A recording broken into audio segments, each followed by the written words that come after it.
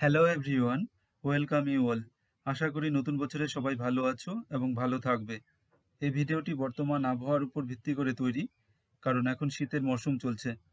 তাই আমরা জেনে নেব শীতকালে বলা ইংরেজি, যার মধ্যে থাকছে এই শব্দগুলি: কনকনে শীত বা কনকনে ঠান্ডা, হাড় কাঁপানো ঠান্ডা, শীতে কাঁপুনি, হাত পা অসাড় হওয়া, রোদ পোহানো, আগুন জ্বালানো, আগুন পোহানো, শৈত্যপ্রবাহ, তুষার ঝড়, লোম খাড়া হওয়া, যেমন আমাদের শীতে লোম খাড়া হয়, ঠান্ডায় জমে যাওয়া, ঠোঁট ফাটা বা হাত পা ফাটা।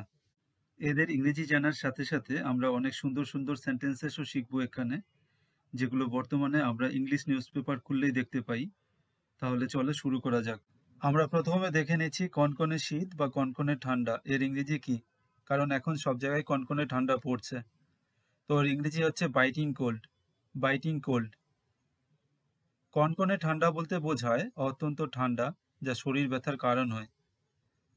তো এর ইংরেজি হচ্ছে biting cold means extreme cold that causes body pain. ভালো একজোড়া মোজা পরে তুমি কনকনে ঠান্ডার সম্মুখীন হতে পারো। এর ইংরেজি হবে a good pair of socks allows use to face the biting cold. আবার এর ইংরেজি এভাবে হতে পারে, you can face the biting cold with a good pair of socks. সিকিমের পেলিংয়ে রয়েছে কনকনে ঠান্ডা, কারণ ওখানে তাপমাত্রা 6 ডিগ্রি সেন্টিগ্রেডের নিচে। এর ইংরেজি আমরা এভাবে বলতে পারি, Pelling in Sikkim remains with a biting cold weather as the temperature is below 6 degrees Celsius। 2 নম্বরে রয়েছে হাড় কাঁপানো ঠান্ডা। এই মুহূর্তে অনেক জায়গায় হাড় কাঁপানো ঠান্ডা রয়েছে। তো এর ইংরেজি হচ্ছে বোন চিলিং কোল্ড। বোন চিলিং কোল্ড। সান্দাকফুতে আমরা হাড় কাঁপানো ঠান্ডা অনুভব করেছিলাম। এর ইংরেজি হবে উই ফেল্ট বোন চিলিং কোল্ড ইন সান্দাকফু। অথবা আমরা এভাবে বলতে পারি, উই গট বোন চিলিং কোল্ড ইন সান্দাকফু। অথবা ইট ওয়াজ বোন চিলিং কোল্ড ইন সান্দাকফু। হাড় কাঁপানো ঠান্ডায় আমরা সেখানে বেশিক্ষণ থাকতে পারিনি। এর ইংরেজি হবে we couldn't stay there long in the bone chilling cold. আবার এভাবে বলা যেতে পারে, we couldn't stay there long because of the bone chilling cold. 3 নম্বরে রয়েছে শীতে কাঁপুনি। এর জন্য আমরা ব্যবহার করতে পারি শিভার অথবা ট্রেম্বল। ঠান্ডায় কাঁপছে দার্জিলিং। এর ইংরেজি হবে Darjeeling is shivering in the cold. শীতের আবহাওয়ায় আমাদের শরীর খুব ঠান্ডা হলে কাঁপুনি শুরু হয়। এর ইংরেজি হবে when our body gets too cold in winter weather it starts shivering। ঠান্ডায় আমার হাত পা কাঁপছিল। এর ইংরেজি হবে my hands and legs were trembling from the cold। খুব শীতে আমরা ঠকঠক করে কাঁপি। তো ঠকঠক করে কাঁপার ইংরেজি হচ্ছে চ্যাটার। ঠান্ডায় আমার দাঁত ঠকঠক করে কাঁপছে। এর ইংরেজি হবে my teeth are chattering in the cold। আবার এভাবে বলা যেতে পারে, my teeth begin to chatter in the cold। প্রচণ্ড শীতের দিনগুলোতে বয়স্ক লোকেরা সাধারণত ঠকঠক করে কাঁপে। এর ইংরেজি এভাবে হতে পারে, old people commonly chatter during the extreme cold winter days। আবার এভাবে হতে পারে, older people commonly experience chattering during the extreme winter days। খুব বেশি ঠান্ডাতে অনেক সময় হাত পা অসাড় হয়ে যায় বা শরীর অসাড় হয়ে যায়।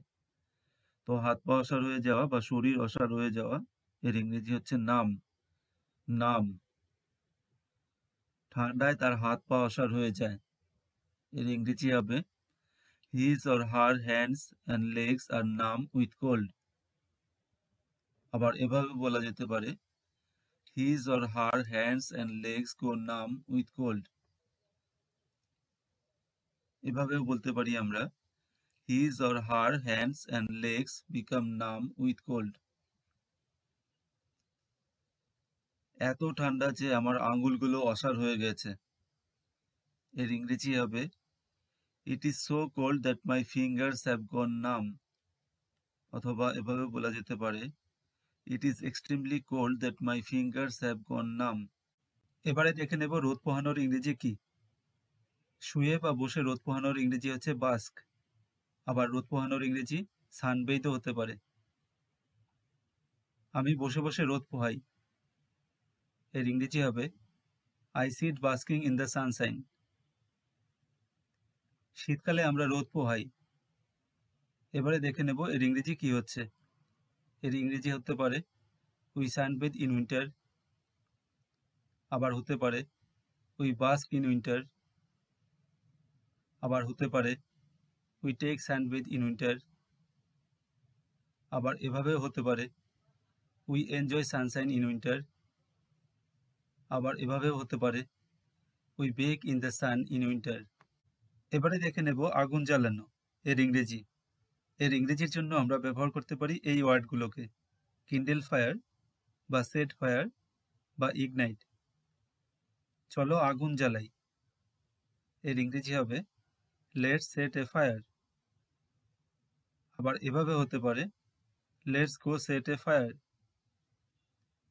আবার এভাবে হতে পারে লেটস কিন্ডেল এ ফায়ার বা let's go Kindle A fire.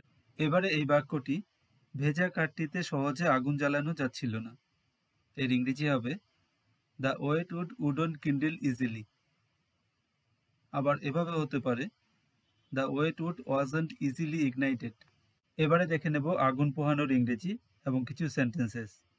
আগুন পোহানোর জন্য আমরা ব্যবহার করতে পারি বাস্ক এই ওয়ার্ডটিকে। এছাড়া আমরা ব্যবহার করতে পারি ওয়ার্ম বা বেক। শীতকালে আমরা আগুন পোহাই। এর ইংরেজি হবে we bask in the fire in winter. আমরা অগ্নিকুণ্ডের চারপাশে বসে আগুন পোহাই। এর ইংরেজি হবে we warm ourselves sitting by or sitting around the bonfire or fireplace. Bonfire হচ্ছে জঙ্গলের কাঠ দিয়ে যখন আগুন ধরানো হয় তখন তাকে বলা হয় বোনফায়ার। আর ঘরের ভেতরে যে ফায়ার হয় সেটি হচ্ছে ফায়ার প্লেস। শীতপ্রধান দেশগুলোতে ঘরের ভেতরে আগুন জ্বালানোর ব্যবস্থা থাকে, তাকে বলা হয় ফায়ার প্লেস। আবার এই সেন্টেন্সটি এভাবে হতে পারে we warm our bodies sitting by the bonfire or fireplace.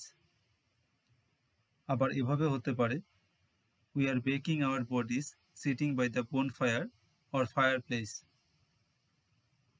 সবশেষে রয়েছে আরেকটি রকম sentence we are gathering around bonfires to escape the cold. এবারে দেখে নেব শৈত্যপ্রবাহের ইংরেজি। শৈত্যপ্রবাহের ইংরেজি হচ্ছে কোল্ড ওয়েভ। Cold wave. আবার অল্প সময়ের জন্য যদি শৈত্যপ্রবাহ হয় তখন তাকে বলবো cold snap. Cold snap. Shimla শৈত্যপ্রবাহের কবলে পড়েছে। এর ইংরেজি হবে Shimla is grieved by cold wave conditions. আবার এভাবে বলা যেতে পারে Shimla is grieved by cold waves. বর্তমানে তুষার ও শৈত্যপ্রবাহ বিশ্বের অনেক দেশে আঘাত এনেছে। এর ইংরেজি হবে at present snow and cold waves hit many countries worldwide. শীতকালে পাঞ্জাবে মাঝে মাঝে শৈত্যপ্রবাহ হয়। এর ইংরেজি হবে during winter Punjab experiences occasional cold snaps. তুষার ঝড় এর ইংরেজি হচ্ছে ব্লিজার্ড। ব্লিজার্ড বা স্নোস্টর্ম। তুষার ঝড়ের কবলে পড়া 4 জনকে উদ্ধার করা হয়েছে। এর ইংরেজি হবে 4 people who were in the heavy snowstorm have been rescued.